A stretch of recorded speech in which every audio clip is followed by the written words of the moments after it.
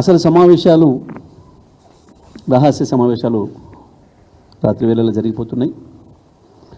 అక్కడ మాత్రం చాలా స్నేహపూర్వక సమావేశాలు జరుగుతున్నాయి.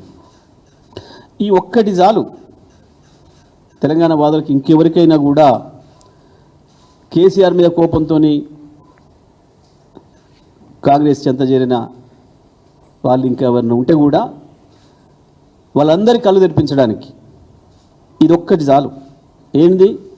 ఒకటే పత్రిక తెలంగాణలో ఏం రాసింది, ఆంధ్రాలో ఏం రాసింది చూడండి. ఒకటి తెలంగాణ ఎడిషన్, ఒకటి ఆంధ్ర ఎడిషన్. ఒక సమావేశం జరిగి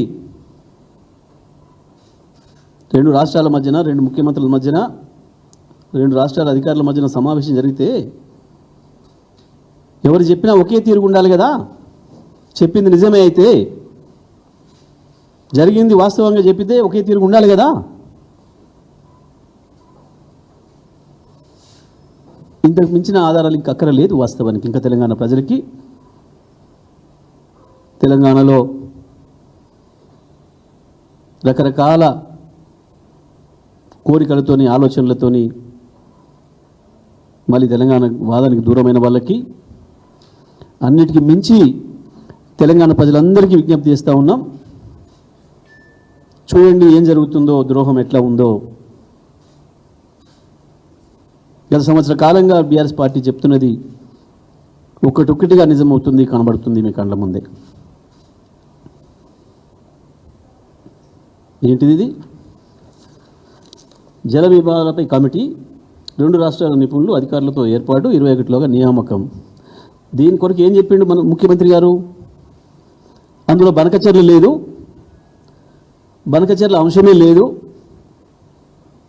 లేని దాన్ని నేను ఎట్లా వ్యతిరేకిస్తా,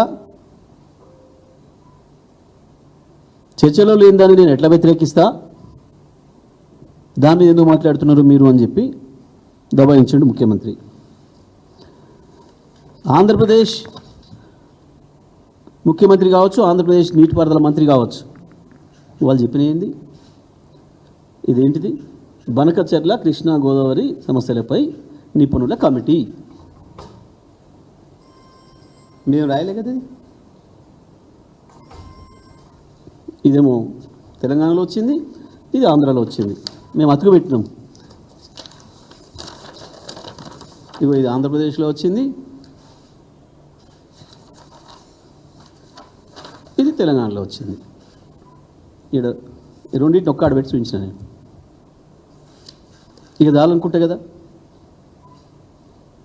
ఇక దబాయింపులు, గాండ్రింపులు, బూతులు. దీని మీద నేను ఒకటే ఒక్క మాట్లాడుతున్నా. రేవంత్ రెడ్డి గారు, ఉత్తమ్ కుమార్ రెడ్డి గారు, వాళ్ళ మంత్రులు, వాళ్ళు ఇంకా ఇంకా ఇంకా వాళ్ళు ఉసిగొలిపే వాళ్ళ ఇతర నాయకులు బూత్ మాట లేకుండా దీని మీద మాట్లాడండి, సమాధానం చెప్పండి. బూత్ మాటలు కాకుండా కేసీఆర్ని తిట్టుడో, కేటీఆర్ని తిట్టుడో, హరీష్ రావు గారిని తిట్టుడో, నన్ను తిట్టుడో కాకుండా దీనిపైన మాట్లాడండి. ఇక ఎవరిది అబద్ధం, ఎవరిది మోసం? చంద్రబాబు నాయుడు ఆంధ్రప్రదేశ్ ప్రజల్ని మోసం చేస్తున్నాడా, రేవంత్ రెడ్డి తెలంగాణ ప్రజల్ని మోసం చేస్తున్నాడా? ఏదో ఒకటైతే తేలాలి ఈ వార్తతో.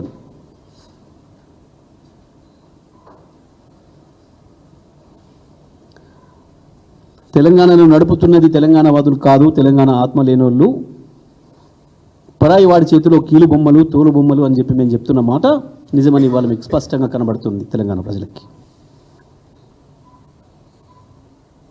అవతల వాడు రాసిచ్చిన స్క్రిప్ట్తోని మాట్లాడుతున్నారు అనే విషయం స్పష్టంగా కనబడుతుంది.